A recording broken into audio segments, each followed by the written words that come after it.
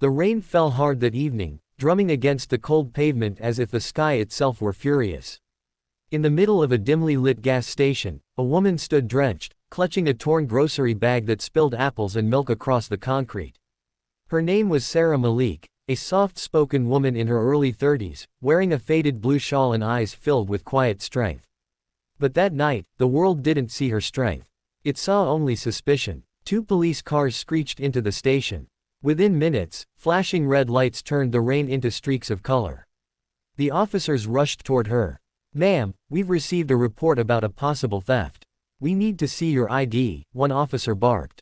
Sarah blinked, water dripping from her lashes. I lost my wallet. I was just walking home. I paid for these groceries, ask the cashier, please." But the cashier, a young man too nervous to get involved, shrugged. "I don't know, sir. I didn't see." Sarah's heart pounded. "Please, call my husband. He's a military officer. He'll explain." "Enough," the older cop interrupted. "No ID, no proof. Hands behind your back." Cold metal bit into her wrists as they cuffed her. The rain didn't stop. Neither did the humiliation. People at the gas station stared, whispered, filmed. Sarah wanted to scream, to tell them she wasn't a criminal, that she was a teacher, a mother of 2, a woman who had done nothing wrong. But the words froze in her throat. Inside the police car, she stared out the window, trembling as the city lights blurred by. Her mind replayed her husband's last words that morning: "I'll be late tonight, don't wait up." If only she'd waited. At the station, she was led through a hallway that smelled of damp paper and burnt coffee. They made her sit in a small room, still handcuffed. Her shawl was soaked, clinging to her shoulders. An officer threw a clipboard on the table. Name: Sarah Malik. Address. She gave it, voice quivering. The officer frowned. "You said your husband's in the military. What rank?" "Colonel," she whispered. He scoffed. "Right. Everyone's husband is something big when they get caught." Sarah bit her lip to stop it from trembling. "Please, just call him. He'll explain everything." But the officer waved her off. "You'll get your call when the chief says so." Hours passed. The rain stopped, replaced by silence that echoed too loudly in her heart. She thought of her children, 8-year-old Zion and little Noor, waiting for her to return with milk and apples for breakfast. Tears burned her eyes. Around midnight, the chief of police, Harun Qureshi, walked in. A tall man with years of authority etched into his posture, he studied her with irritation. "Mrs. Malik, we've checked your story. No ID, no witnesses. Until we can confirm your identity, you'll stay here." Sarah met his gaze. "Chief, I'm not lying. My husband's name is Colonel Adil Malik, Pakistan Army, based at Fort Shamshir. Please, just one call."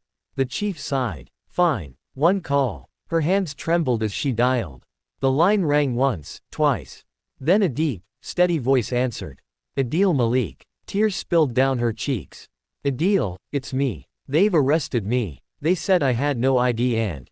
"What? Where are you?" "The Central Police Station. I'm on my way." 30 minutes later, the sound of heavy boots echoed through the hallway. The entire station seemed to straighten as Colonel Adil Malik entered, dressed in his full uniform. The insignia on his shoulders gleamed under the fluorescent lights. His face was calm, but his eyes were cold, sharp as steel. "Where is my wife?" he asked. The chief's confidence faltered. "Colonel, we were just..." "Where is she?" Sarah heard his voice before she saw him. Her heart broke. As the door opened, revealing her husband standing tall, authority radiating from every inch of him. He walked toward her and gently removed the cuffs from her wrists himself. His voice softened. "Sarah, are you all right?" She nodded weakly, tears spilling freely now. Then Adil turned to the chief. The silence that followed was heavier than thunder.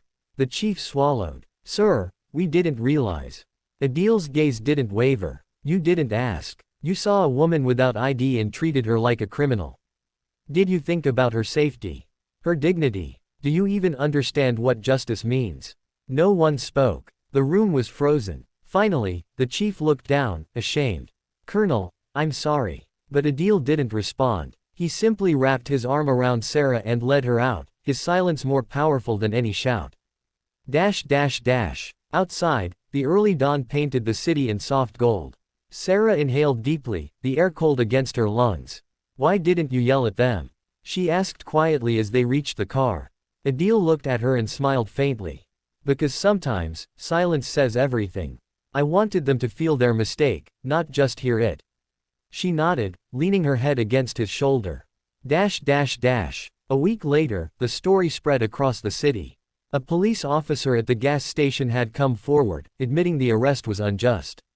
The chief personally visited their home, bringing a public apology, and flowers for Sarah. But she didn't need the apology. She had already forgiven them, knowing that dignity isn't something others can give or take. It comes from within. That night, as she tucked her children into bed, Sarah looked out the window at the stars. Life had taught her something precious. The truest strength doesn't roar, it stands quietly, with grace, even when the world misunderstands you. And somewhere, in that silence, justice finds its voice.